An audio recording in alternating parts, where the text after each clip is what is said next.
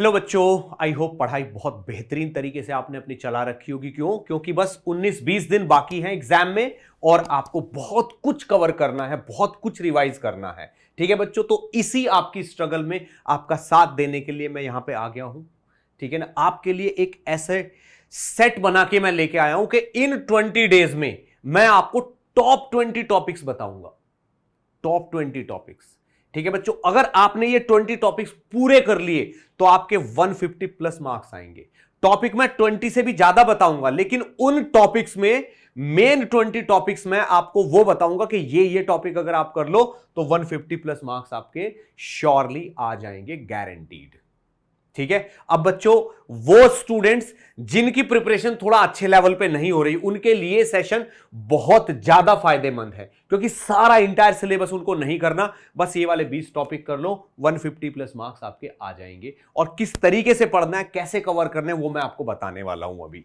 ठीक है बच्चों, चलो ठीक है। तो भाई ये जो अप्रैल वाला अटेम्प्ट है, अगर इसके लिए आप चालू हो जाओ तो मैंने देखो फिजिक्स में ये टॉपिक लिखे हैं, ऐसे ही मैथ के बताऊंगा, ऐसे ही आपको केमिस्ट्री के बताऊंगा। मैं फिजिक्स में क्या हुआ, ये 3 टॉपिक थोड़े ब्लू कलर में कर दिए मैंने। ये व्हाइट में है, ये ब्लू में, ये व्हाइट में, ये ब्लू में। या जो ये ब्लू कलर वाले हैं ना, ये वाले, ये हाई वेटेज वाले टॉपिक हैं।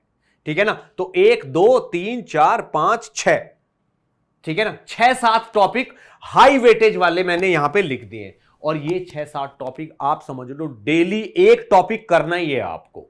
ठीक है ना, इनमें से 2 या 2 से ज्यादा सवाल आते हैं। आप देख लो मॉडर्न फिजिक्स में 3 या 3 से ज्यादा ही आते हैं, करंट इलेक्ट्रिसिटी में भी 3 या 3 से ज्यादा ही आते हैं, एमईसी में भी 3 या 3 से ज्यादा ही आते हैं। तो ये ब्लू वाले ऐसे जिनमें मोर देन 2 क्वेश्चंस आते हैं, और ये व्हाइट वाले वो हैं जिनमें से एक एक सवाल तो होता ही होता है। तो ये जो टॉपिक मैंने लिख दिए हैं ना बच्चों, इन टॉपिक्स को अगर आप कर लोगे, ठीक है ना, 100% इनमें से सवाल आने ही हैं, आने ही हैं। और जैसे मॉडर्न फिजिक्स है, पूरी फिजिक्स, मॉडर्न फिजिक्स को आप अच्छे से पढ़ सकते हो एक ही दिन में। आपको पढ़ने में पूरी थ्योरी नहीं पढ़नी है, पूरा सब कुछ नहीं पढ़ना, आप बस उसके फॉर्मूले देखो, उसके पीवाईक्यूज देखो, और उसके फॉर्मूले से पहले किस तरीके से उसको अप्लाई करना है वो वाले सवाल देखो। इस तरीके से आपको पूरा टॉपिक प्रिपेयर करना है, ताकि आपका कुछ अनटच्ड ना रहे। ठीक है ना, जिस बच्चे ने आज तक पढ़ाई नहीं की है, सेशन उनके लिए नहीं है, उनके लिए नहीं है। कम से कम टॉपिक का ज्ञान उनको जरूर होना चाहिए, वही लोग इसका फायदा उठा सकते हैं। ठीक है बच्चों, अब ये ब्लू वाले टॉपिक आपको हाई वेटेज वाले टॉपिक हैं, यही आपको मार्क्स दिलाएंगे। और ये व्हाइट वाले तो शॉर्ट एक एक सवाल तो आना ही आना है। अब बच्चों, ये वाला GOC, hydrocarbon, coordination compound, chemical bonding, block chemistry और केमिकल काइनेटिक्स एंड सॉल्यूशंस, ये 2 टॉपिक लिखे हुए हैं। ठीक है बच्चों, ये ब्लू वाले टॉपिक श्योर 1 टॉपिक डेली करना है आपको, कुछ भी करके।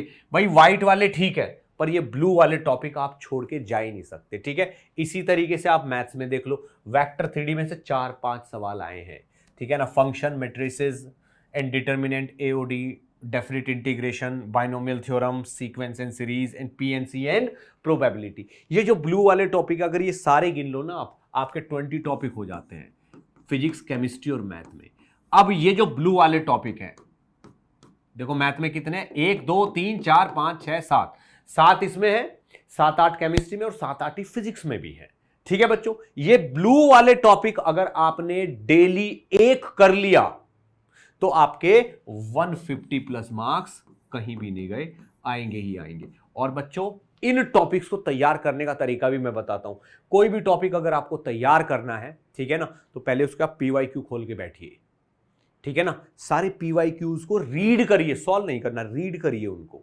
और रीड करके पहले उसकी फील लीजिए कि इसमें ये वाली चीज पूछी गई है, इस वाले क्वेश्चन में ये पूछी गई, इसमें ये, ठीक है ना। फिर उन पीवाईक्यूज को सॉल्व करिए आप। ठीक है ना, पीवाईक्यूज को सॉल्व करिए, अगर नहीं हो रहा है तो सॉल्यूशन देख लो, फिर पीवाईक्यूज, फिर नहीं हो रहा तो सॉल्यूशन देख लो। कम से कम 20-30 पीवाईक्यूज आपको पूरे करने हैं। उसके बाद आप उसकी थ्योरी और जो उसके फॉर्मूले वो सारे देख लो। यानी कि हो सकता है उन पीवाईक्यूज में से कोई फॉर्मूला या कोई चीज आपको सामने नहीं आई हो, वो तब आ जाएगी। ठीक है बच्चों, उसके बाद अपने नोट्स देख लो और सोच लो कि टॉपिक हमारा पूरा हो गया। क्यों? क्योंकि बहुत डेप्थ तक आपको टॉपिक को नहीं पढ़ना है, क्योंकि उतने टफ क्वेश्चन जेईई मेंस में आ ही नहीं रहे हैं। अगर बहुत इमोशनल होके टॉपिक्स को कवर करोगे तो टॉपिक्स कवर भी नहीं होंगे और उनका फायदा भी कुछ नहीं होगा, क्वेश्चन भी नहीं आ रहे उन पे इतनी डेप्थ में से। तो बच्चों जेईई मेंस के लिए टॉपिक को आपको इस तरीके से प्रिपेयर करना है कि उसका फॉर्मूला आपको 100% अच्छे से याद होना चाहिए, ठीक है ना। उसके जो भी अच्छे अच्छे केसेस हैं, सारे के सारे केसेस आपके पास होने चाहिए, ठीक है ना। तो बच्चों सारे जो भी आपके नोट्स हैं वो पूरे पढ़ के जाना है, बहुत डेप्थ तक नहीं पढ़ना, बट कवर सब कुछ करना है, ठीक है बच्चों। तो बेस्ट ऑफ लक, ठीक है ना, पढ़ते रहिए। Thank you.